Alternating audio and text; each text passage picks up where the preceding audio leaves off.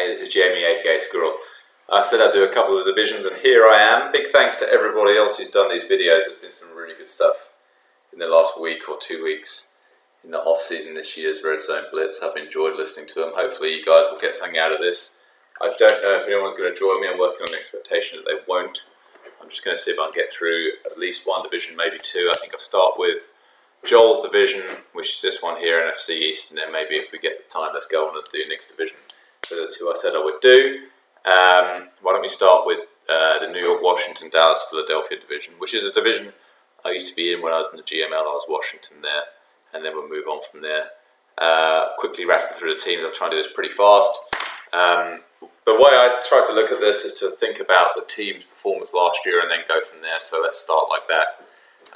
And I'm going to kick off starting at the bottom here of the division, bottom of the NFC East. I'm looking at Philadelphia. Last year went 4-11-1. And if we look at this, the statistics, again, this is set to last year. First thing I always look at is to see how much success people had on a yards per attempt basis. It gives you a bit of an idea. At the top of the list, 8 yards an attempt is always fantastic. There's Rob's guys, 8.7, amazing. Let's have a look at where Philadelphia were last year. They were in the middle, or towards the bottom, below league average. League average was 6.9, basically 7. Philadelphia 6.5, so there's something to do on the passing game there. There are plenty of attempts, 530 attempts is, well, actually not that many, it's towards the bottom. Apologies. So it's a run-first offense without huge amounts of passing game efficiency. Looking to the rushing game, do that by yards per target, which isn't an ideal measure, but it's a decent one. And where do we find Philadelphia? Where am I looking? Can't see it, that's not very good.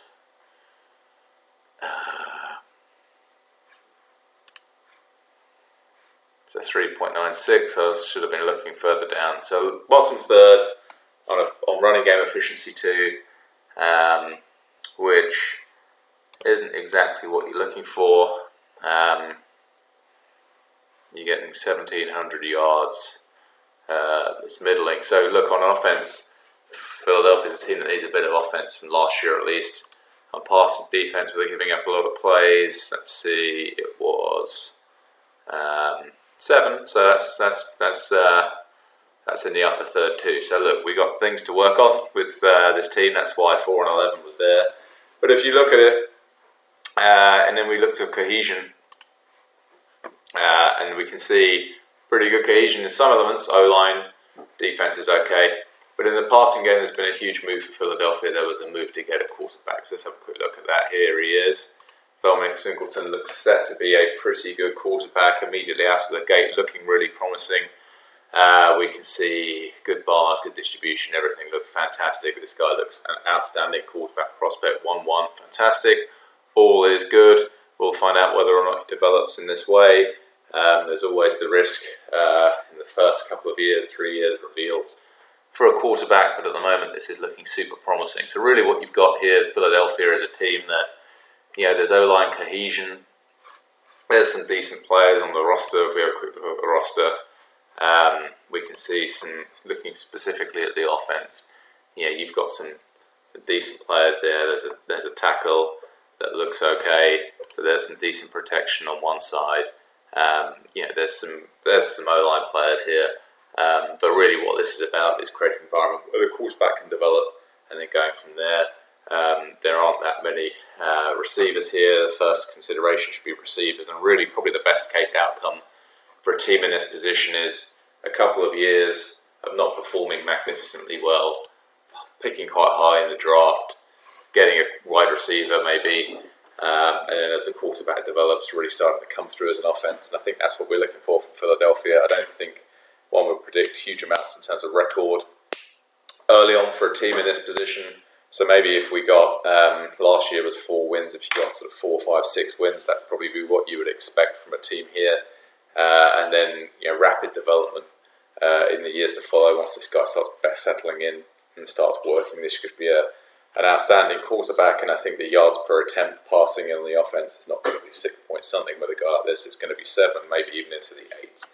So there's Philadelphia turning around quickly, which creates a threat for the other guys. You've got New York, who are doing pretty well at the minute. Washington had a good year last year, Dallas as well. We're going to move on to talk about Dallas now. So Dallas, again, I should have brought the records up. Dallas last year, 7-9. 7-9 is a decent performance when you consider there was a brand new quarterback. There was a guy called Seaver, I think his name was Seaver. Let's bring him up. So Seaver, here he is. Look, good ratings, all looks okay. Not a great first year, yards per attempt 6.1, which is low. But don't worry too much, it's the first year. Throw him in, see what happens. There's been some good development in the rest of the roster at Dallas, most recently with the arrival of this guy. This looks like a good pick, first round pick, 18th pick of the draft. This is a much better player than the 18th pick of the draft. Well done, Evan. That's a good performance to get him in. And then if you look at the performance last year, just to see, again, it was transitional, first year under a new quarterback.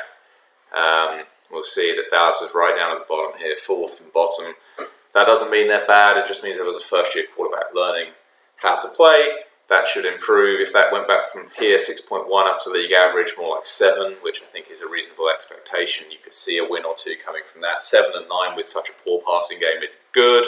It shows that there's plenty of potential for things to go better with a bit of regression. We'll have a quick look at turnover luck, because that is an outstanding record actually for the performance, and you're not surprised to see that Dallas had a lot of turnover luck. +7, that's going to regress. That's not going to help. 7 and 9 with that passing game is pretty unusual, and that kind of explains it to a large extent. Probably a few wins came off the back of that. Let's look at the rushing offense, which is, I think, significantly less correlating to wins, but it's still worth having a look at. Dallas were right near the middle, sort of slightly better than league average. League average is 4.3, they were 4.4, doesn't tell you much.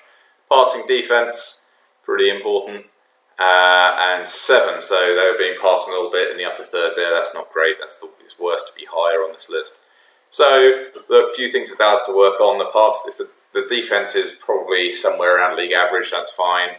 The passing offense needs to improve. It'll basically all hinge on that. They won't have the same turnover luck, so if the passing game doesn't improve, you can look to go down from 7 and 9, 6 and 10, 5 and 11. But I think if you then add the quarterback back to it and the good work on wide receivers, I think you'd expect basically around the same performance. I'm looking for Dallas to go 7 and 9, 8 and 8. Hope that over the years to come that will improve. This is going to be a really competitive division with these two young quarterbacks, and for Joel, for Washington, this is going to be kind of interesting for you guys. You're at the peak right now. You're sort of at the top of this list, but give it 3 or 4 seasons, it's going to be a very competitive division. This one's a lot coming towards you. If you're New York or Washington, so that's pretty cool. Moving on, let's look at Washington. So Washington, again, let's look at the passing game quality for Washington. It's here, it's in the lower third, 6.4. If memory serves, they brought on, he's not here, but it was Dunnigan, wasn't it, for Washington last season. I don't know if Dunnigan's still in the game, actually. I haven't looked, but continuing the trend of bringing old Court up, blimey, he's 41 now, so it was 40, I think, in the previous sim, but now the sim thinks he's 41. Look, the thing with a guy like this is, player with a lot of story in this league, but the cohesion actually is going to be a notch down. So if you look at the cohesion here, here's Washington. Passing cohesion, which is probably the most important one, was high. It's going to come down to league average or below. Then secondary, arguably the second most important one, was pretty low. And here on the front, where is it? Can't see. Pretty high. So look, it's all a bit up and down, but I think Washington had a very good year last year. It'd be interesting to see actually what the turnover luck was there as well. Oh no, the other way, that's interesting. -11 second most tackles. T-Zack just throws 42 interceptions. Nice work. Look, that's interesting because that implies 10 and 6 actually isn't by any stretch a record that is in any way, shape or form undeserved, even if you consider the points for 342 against 376, pretty unusual combination for a 10 and 6 record. Let's go back to this and just have a look at where that performance was coming from, because if you look at this, it's a below average passing offense. Maybe let's have a look, see if rushing helps. No, league average, passing defense. Pretty good, upper third. Pretty decent effort to get to the 10-6 record from there. Start players across the O-line, which helps. This is going to be a really good position at some point, I think, for a young quarterback to come in. The trouble in this division is that you've already got 2 others in front of you. So there is an argument if you're GM for this team to maybe try and hack your way with a few old quarterbacks, try and get some wins, get some playoff appearances before the emergence of these 2 quarterbacks at Dallas and Philadelphia. I think it would be a very tempting way to go. I think that's probably how I would do it. But I don't think that you've got a lot of window left because these 2 massive quarterbacks are going to be making their way through. So, that's if you think about the record here, 10-6. I don't know. I think this team feels like it's sort of 9-7 to me. Maybe 8-8, new quarterback, depending on how he gets on. It's going to be a competitive division. I think Washington and Dallas are going to be pushing each other, looking for a wild card spot. We'll get to Joel in a minute, but I think Joel probably 12-4. That looks like a record that we might see a bit more of. Let's explain why I think that. If we then come to this, and on 630 targets, which is 1, 2, 3, 4, 5, 6, 7, 8, 9th most targets in the league. That's a very good 7.7 yards per attempt. That's pretty good. 1, 2, 3, 4, 5, 6th best in the league. If you set the benchmark, sort of 7 point something is important. 7.5 is good. Once you're in the 8s, you're probably talking about being in the later stages of the playoffs. Indeed, the 4 teams here that were in the 8s did get to the later stage of the playoffs. That's probably where you want to be. One of the most important metrics in all of front office football. Here we are, let's see what the rushing was. The year before, I remember looking at Joel's year before, I thought his rushing game would be a bit neglected. You want a league average rushing game or better, here it is, league average 4.1. So I think last year, from memory, the Giants were quite a way off of that. Here they were 3.5. This is the year before. So there's been this is a classic example. In the red zone blitz, you see this in the NFL as well, where if you've got something a long way below league average, it can be more valuable to get from terrible to league average than it can be sometimes to get from league average to star or superstar quality. Generally speaking, if you've got something that's really bad about your team, you just want to get that back to average. That's super important. It's urgent. It helps you win a lot. And that's what's happened for Joel here. Whereas the previous year, what did he get? I mean, he's still 11-5, but pushed by. Getting back to league average in the run game, that's super valuable, helps a lot. And then let's look at his defense. So the defense here we go, let's have a look. Right there in the upper third. So look, Joel's got a lot going for his team. If you then go and look at the draft and the performances in terms of bringing in the new players that have come in, this is a huge bring in. This guy, Benjamin Kasika, fantastic. This looks like exactly the kind of player that can take you over the edge. It's going to take 2 or 3 seasons for this guy to develop into the point where he can be someone who makes a difference in playoff games, which is basically what you're looking for from a top-tier wide receiver. Here he is. 2, 3, 4 seasons time, realistically, you're going to be struggling to deal with this guy. And then the most important guy in your roster, arguably, is your second wide receiver. And looking at this at the moment, you've basically got this guy Johnson, age 31. So he's going to age out soon. You've got this guy Murphy, age 29. So interesting bar pattern here, pretty loaded up. Let's see what yards per attempt was like on this guy, 9. So that's it could be higher for a receiver. To give you an idea of a benchmark for that. I mean, if you just immediately look at the receivers in my roster, probably Wilson's an interesting one. 12. That's per completions, not the same. 7. So that's 9's pretty good. And then here's Mason's the other guy, 8. So if you look at this guy on 9, you don't need every bar, right? You don't need every bar. This guy's bringing average 9 with 2,000 yards in his last 2 seasons. So that's great. That's going to work for now. This guy's going to age out in 2 seasons' time, maybe 1 season time with a relatively odd bar distribution like this. So for Joel, the challenge in the near term is going to be to find a second receiver that's going to be able to stay there with his new first receiver, who is absolutely outstanding. And then the quarterback, who is a really good quarterback. We'll just quickly look on avoid interceptions for this quarterback. Just bring up this, which is spreadsheet of all the quarterbacks in the game. Let's just run to, where am I looking? New York. Where is it? It's do it the other way. What's the guy's name? The guy's name is Smith. That doesn't narrow it down as much as it could have done. Here he is. So there's Smith, and if you go all the way over here,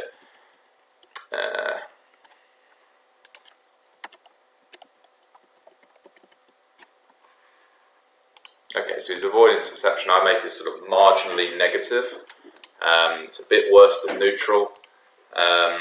His record is a bit better than 2 for 1, so don't take that first calculation too much to heart. This is still a good quarterback, and I think Joel's absolutely in the contention for the bowl. So when I look at this division, and I think how it's going to play out in the year to come, I'm thinking that Joel will get 11 wins, maybe plus or minus. Washington for 9 wins, plus or minus. Dallas around 8 and 8, 7 and 9. Philadelphia probably bringing up the rear, but not for long while this quarterback develops. So that's kind of how I feel about this division. Got through that pretty quick. Let's have a look. Got through it in 16 minutes, rattling through these. Let's quickly rush on and do this division down here, then was the NFC West. And look, this is a division that was very competitive last season. 3 teams of 11 and 5. Different levels of 11 and 5 kind of record. The competition was clear, with San Francisco behind. This is a competitive division. It's a tough division. Each team's got a lot going for it. Obviously, you've got Nick here who's won lots of bowls out of this division. Nick and Rob have got significantly better rosters in this league than anybody else, which is important, makes it hard for everybody else. This is going to be a competitive division again. I'm going to do it just in this order, start with San Francisco. So if we look at San Francisco's performance last year, and let's have a look at where it was. It's a league average passing game, 6.8 yards per attempt, comparing to league average of 6.9. So that's bang on the money, right in the middle. League average, 556 attempts, which is a bit below league average, which is surprising for a team like 6 and 10. They probably were behind quite a lot.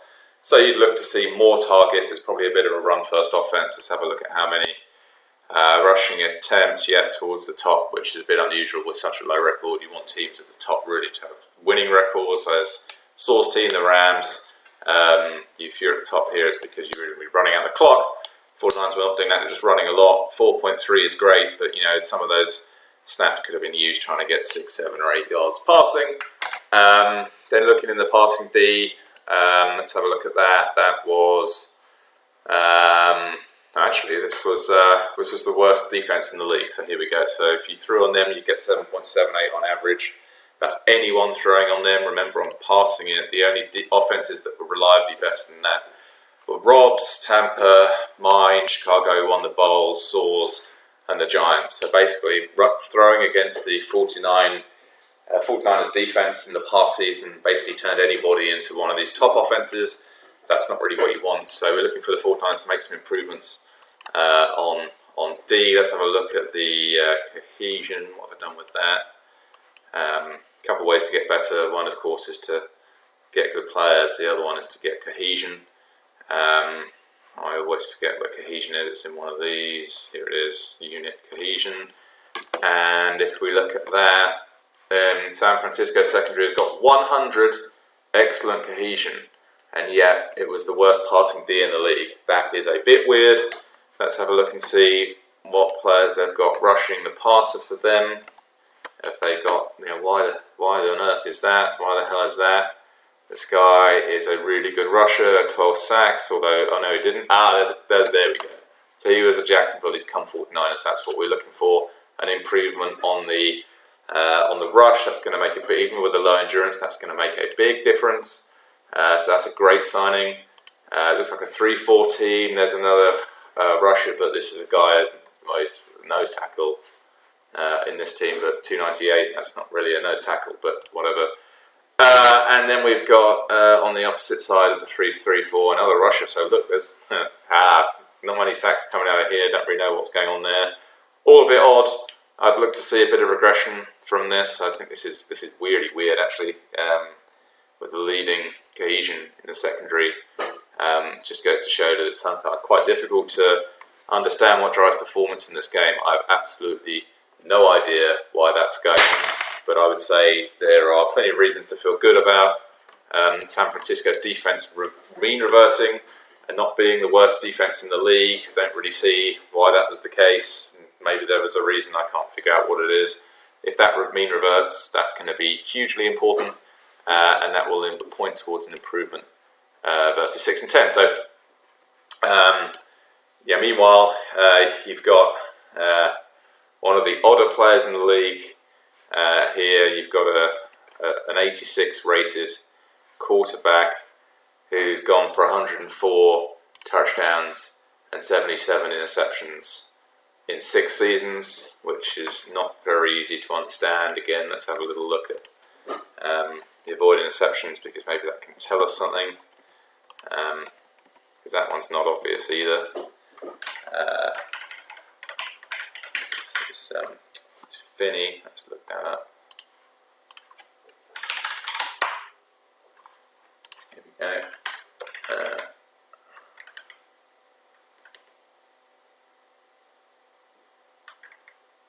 Yeah, +7. So this should be one of the leading quarterbacks in the league with a dominant record, and isn't, which I don't really understand either. So this is a team that, if they can get out of being a run-first offense and pass the ball more, and if they get mean reversion on defense, then you can look at the rest of the players and sort of go through a little bit more methodically than I just have here. And I'm recognizing I'm going through this all pretty quickly. But look, I mean, there's a lot of reason to think that this team could improve, and its record at 6 and 10 is a decent starting point. But there's a lot of reasons to think this team can improve. So, this is a good team to be the bottom team in the division. It wouldn't be the bottom team in every division in this league by any stretch. Some of the thing that's going on here is the competitiveness of the division. I think in a lot of other divisions you'd be looking at this and saying, well, this is 7, 9, 8, and 8, but with a reason to be better. And it's not that hard to look at this quarterback in particular and think at some point there's going to be a real breakout coming. The young receivers are coming in. This is a guy in his second year. Didn't make much of an impact in first years, but that doesn't mean he won't. Not all receivers do. And then we've got another high pick on a receiver. So definitely the roster's being put together in a way to try and get a couple of receivers for this quarterback. Here's a guy with high route running, potentially a couple of years down the track. So arrow up, I'd say, for San Francisco here, and arrow up in a challenging division from 6 and 10. Going to keep being challenging, but a lot of the right things are happening here. So this looks promising. Move on. I'm not sure I think I'm sorry to Jeremy and Sora. I think I'm going to do Nick last. I think that's the right way you should do this. I'm going to do Arizona next. And then let's start off with this. Again, looking at the offense, and look, you got a really interesting division here, because look, there's Arizona there, 7.4. There's Seattle there, 7.4. And Nick will view that as a down year, and it will be higher in the future. And there's the LA Rams, 7.7. This is a really, really tough division. Right now, you've got a lot of top offenses going on, playing against each other week after week. This is challenging to be in this division. I think that the Arizona performance here is something that is relatively new, I think. Previous year, let's look down, Arizona 6.68, and that has improved to 7.4. And that's the difference between 11 wins and the year before 5 wins. So look, these are huge changes. They don't sound like big changes in numbers, 6 point something to 7 point something, but they make massive differences to performance. Rushing. So rushing for Arizona league average, great. That's what you want. Passing defense for Arizona. Can't see it. Here it is, a bit above league average, pretty much the same as my Jets, sort of in the upper third, which is great. So look, that's a good combination. There's a quarterback now really coming into his own in Arizona. Mason, here he is. This is a quarterback that's really starting to come through. Again, if you look at average per attempt, 6.66, 7.7. So that's a big step forward. It's a really big step forward, actually. And that tells you that that's all going in the correct direction. I actually don't think I know for Mason here.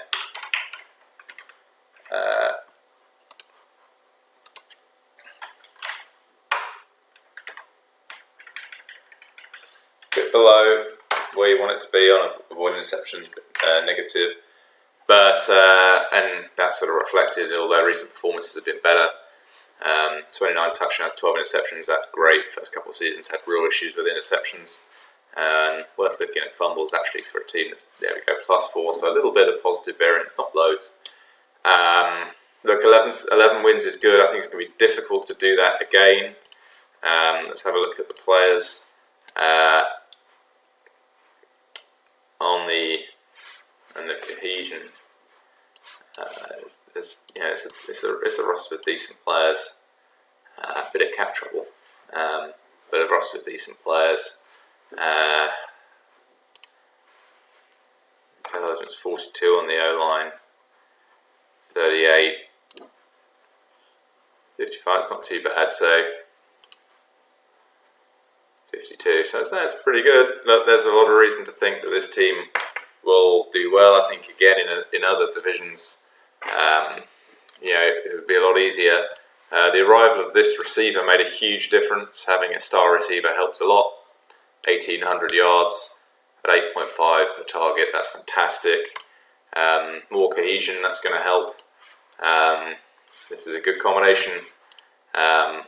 Anyone playing against them, be it in the division or outside, is going to have to find a way to stop this first and then worry about anything else. Second best receiver on the roster. Let's have a look at that. Another really important yardstick.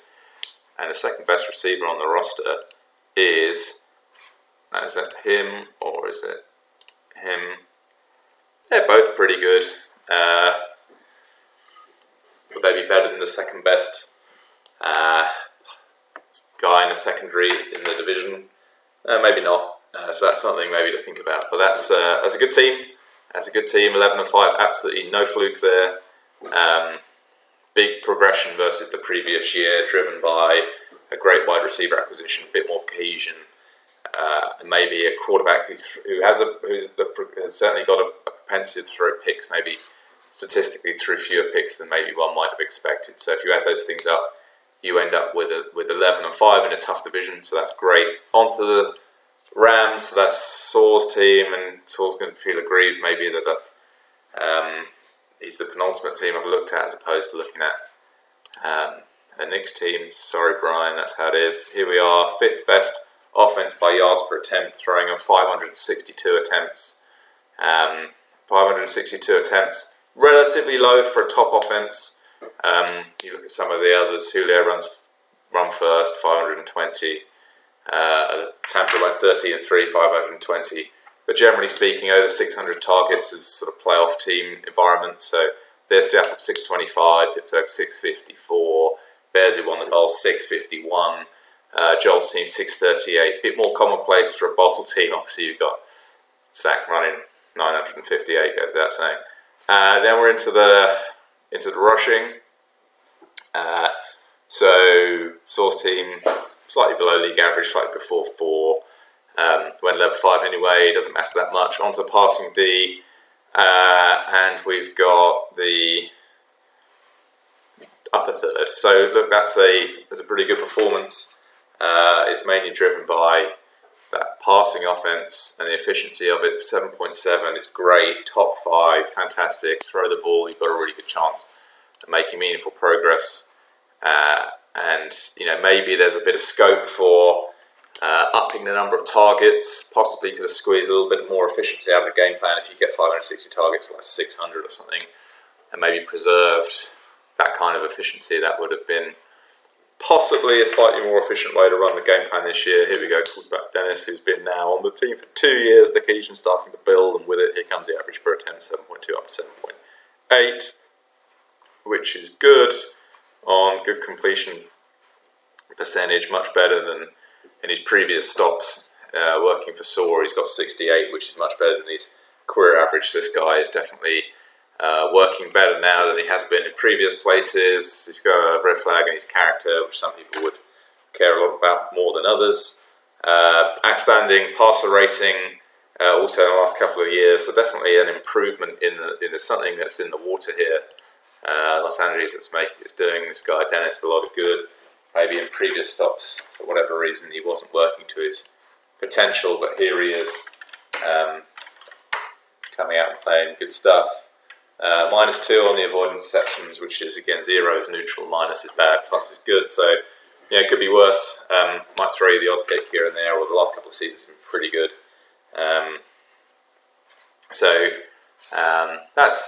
That's the Rams. They're well set, I would say. There's no obvious path to a young receiver for a team like this, because they're going to be pretty good, and they're going to be picking in the second half of the draft. So this guy is kind of more of a role player receiver.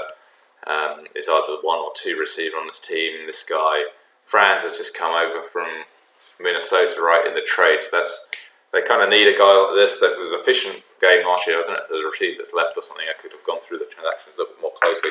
You've then got looks like a good O-line here, which is a good cluster, and then a few players jumping out on defense. Well set up defense, actually, with a few stars and then a lot of depth, which I imagine sort of keeps pretty cohesive. So that's an interesting setup. Where does it go from here? Well, the cohesion is going to build in here, which is going to help. These receivers aging out will be a problem in the medium term, so I guess that's a focus. And let's have a little look at turnovers. Yeah, a little bit of scope for regression here, and it feels that way looking at everything else. 11 and 5. Yeah, this team could have been gone 10, 6, 9, 7 if you played it out again and again and again. But that doesn't mean that they won't be up there competing, and they've won the division 2 years in a row now. So I think it's certainly the case that they'll be competing for the top spot against Nick's team. So let's come on now, talk about the Leviathan. Here we go, 11 and 5, which by Nick's standards is a down year. Previous year, 12 and 4. Previous year, 13 and 3. Previous year, 12 and 4. 12 and 4. 14 and 2. 13 and 3. 12 and 4. 12 and 4. 15 and 1. 15 and 1. 13 and 3. Right. So it's a long time since Nick was running with 11 wins. So you can see a little bit of how the other half live.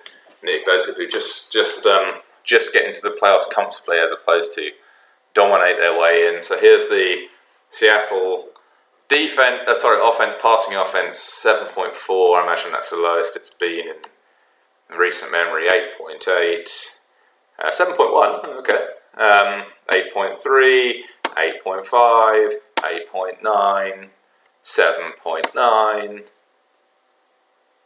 7.2. So it comes off from time to time, but 7.4 that will improve, and with it, the record was likely to improve as well. We'll get onto the talent in a minute. Yards per attempt rushing. It's something that compared to some of the other playoff teams, I think Nick emphasises more than some others. 300 rushing attempts is towards the bottom, which for a team that wins a lot shows it's a pass-first game plan, but still nonetheless. 4.9 is highly efficient, and balanced across. It's not like some other teams that never run it to the left, like Rob, or some of the guys that are very sort of oddly configured on the way it's balanced. This is a sort of balanced game plan. It's not an odd one in terms of rushing. There's Czak as well, he keeps it pretty, actually balanced it as different from a few other leagues. Then there's passing D, so we got Seattle here is actually surprisingly in the bottom third on this. So look, there's a couple of things here which aren't what you would expect them to be, and will get put right. And then these things that will get put right will cause 11 and 5 to go back to 12 and 4, 13.3, because there's just simply no other roster besides Rob that can compare for quality and caliber of the players. So if you look at Hartman's the best avoidance exception quarterback in the population on this game, and he's now entering his 6th year, so the cohesion is going to be plus as well. This is probably the quarterback in the best situation, 32 years old. Fitness is in place. You've got 3 or 4 more years of this, everybody, before he starts to age out. Then we've got a new running back taken up, which is basically 100 hull rate, which is going to make life difficult for everybody else. And then every other position is basically completely stacked. We haven't really got enormous amounts of parity on rosters in this league. They are hugely skewed. And the only way really to compete with this, if you are trying to do it on a sort of 2-3 year view without draft your way back into it somehow. Obviously pretty challenging for the scouts, but even if you managed it, you really got to try and find other ways to do it. Be it, you might try and do it with cohesion, which is the most recent bowl win. Chicago, huge amounts of cohesion. You might try and do it with chemistry. You might do it with a funky game plan like Zach does. You might try and do it with raw dumb luck, which is something certainly I'm trying to do. But if you're trying to beat these guys on quality or caliber of roster, you basically won't. So the only other thing is cap pressure. You've got a few players here, maybe in positions where you don't really want to be paying them. But again, here, it doesn't have to pay him. There's nothing guaranteed to this guy. So if he gets real cap pressure, that's not going to work. Here, a bit more pressure, but not much. 7 million. This is a guy who might hold out, although probably not paying at a sort of key position, and he's not finding his way into the pass rush, so probably won't. And then just on talent alone, look at the latest draft class. Obviously, every year we can see a lot of good players going to this team. So look, there's no way that 11-5 is a sensible. Look, the way to think about predictions in the NFL, they should cluster around 8 wins. If you just did loads of statistics, you would end up with a number which was like 10.4 or something. But really, you'd expect higher. I think this team you can expect to get a first round bye again and have another good crack at the bowl. It's really quite impressive how good this roster is, and I don't see any reason for any of us to think that it's going to get any easier, particularly as these wide receivers and this quarterback begin to develop. Plus cohesion, at which point it really is going to be very challenging to play against this team. So that's where we're going to be over the next couple of years. So I think in terms of records, I'd probably say, for Seattle, I'd probably say 12 or probably 13 wins for Seattle. I think the Rams and Arizona will be pressing around sort of 9 wins, maybe 10. And then for San Francisco, I think they're pretty unfortunate to be in this division in this situation, because I think they could easily be a sort of 7-9, 8-8 team themselves. They can't get all those wins between them, so maybe a little bit optimistic those forecasts. But in division games against other teams in the division, I expect it to be a little bit like last season. There's going to be a really clear net winning record against the rest of the NFC from this division. It's a very strong division, and don't be surprised at all if you see if you see playoff bye teams coming out of here and bowl winners coming out of here. All right, that was a very quick rattle through 8 teams in 35 minutes. Thank you very much.